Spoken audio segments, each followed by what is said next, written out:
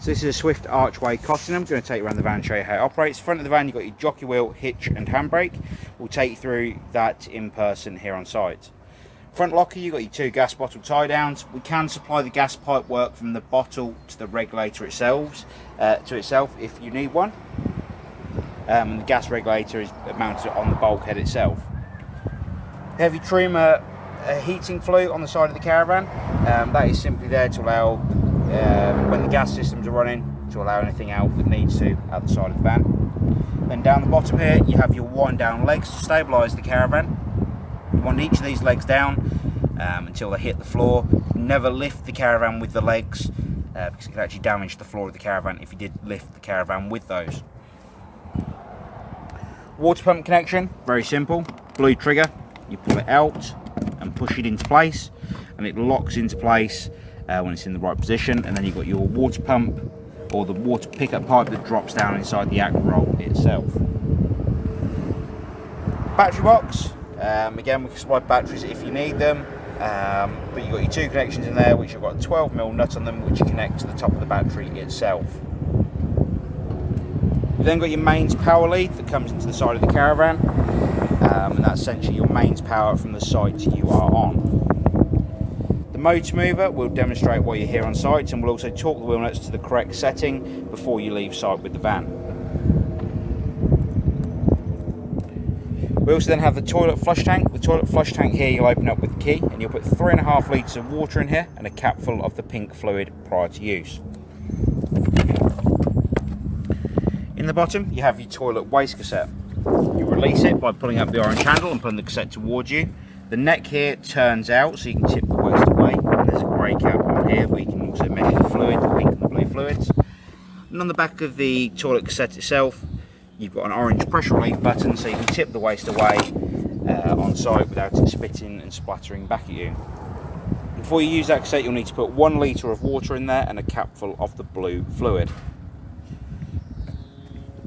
Storage locker for underneath the beds at the rear of the van. So as you can see, you can access that bed, the bed boxes from outside of the van also. Then got your wind down legs on either side at the rear of the caravan, and again they are just there for stabilising the van. Coming down the door side, you have your fridge vents.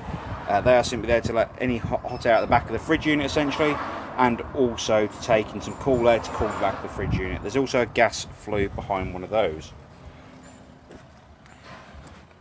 3-pin socket to allow power out to your awning should you decide to have power coming out of the van into the awning.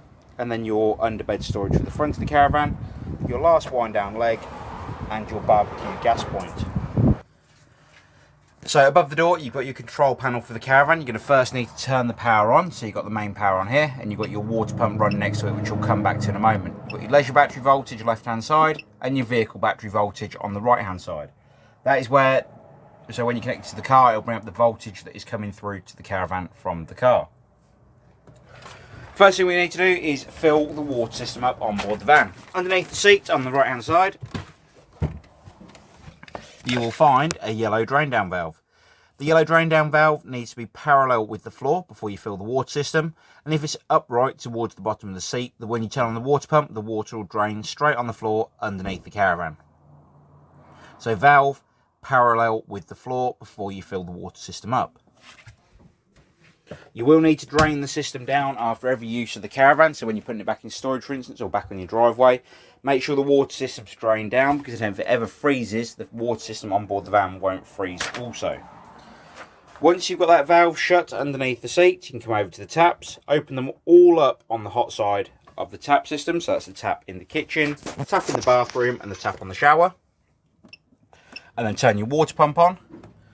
The water system will start pumping the water around the van, and when the system's full you'll have water running continuously out of every tap on board the caravan. At that point you can shut all of the taps off.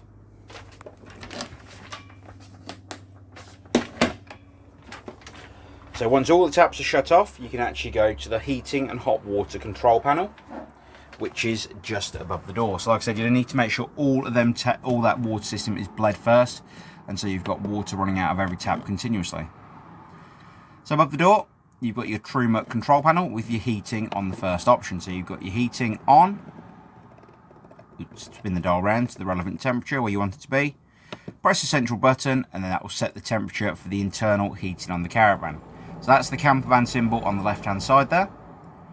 With that flashing, you can then spin the dial to the right, and you'll be able to go on to the water temperature. So you've got water off, 40 degrees, 60, or boost when you're showering on board the van.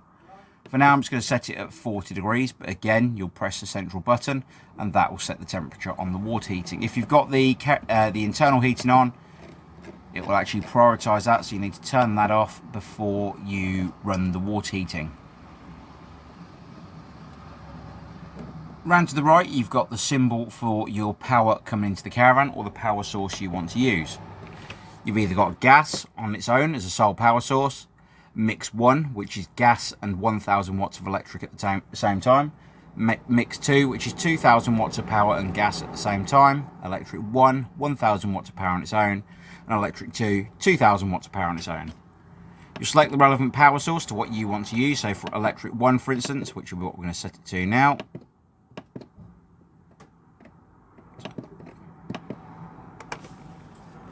And then we can use electric 1 as the power source. And then on the end, we've got our fan speed. To select the fan speed, so you've got vent, and then you can select the fan speed by spinning the dial around to the relevant fan speed that you want it. So for instance 10, and that's the fan speed, heating and hot water set. Down the bottom you have got some advanced options. You've got a timer for your heating and hot water. You've got the time, there's time on the control panel on the front here, and then you've got some advanced options in there also.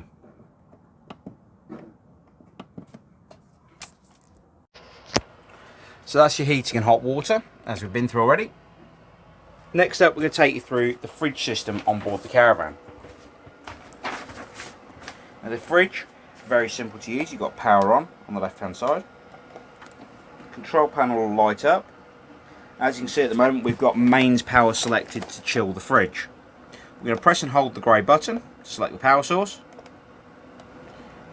You can select the 3 different options across the front here. So to set it, you'd press the grey button again, and then you can control the temperature of the fridge. So as you can see, mains, gas, or 12 volts, depending on which one you want to set it on. So we'll show you again. Press the grey button.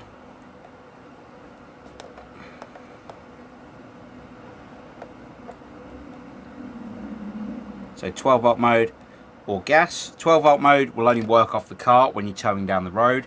So essentially at that point the fridge runs as a cool box, not a fridge.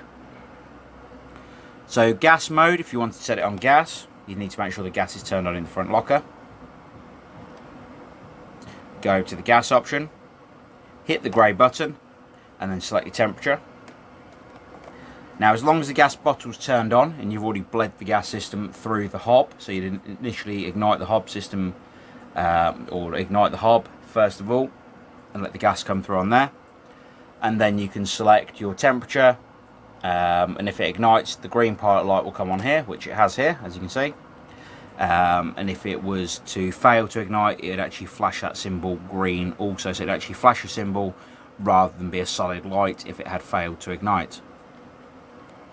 Turn the fridge off, you'll press and hold the power button, and the fridge will go back off. Hob, cooker and grill all work off the gas system, so you need to have your gas connected before you could use the grill system on board the van.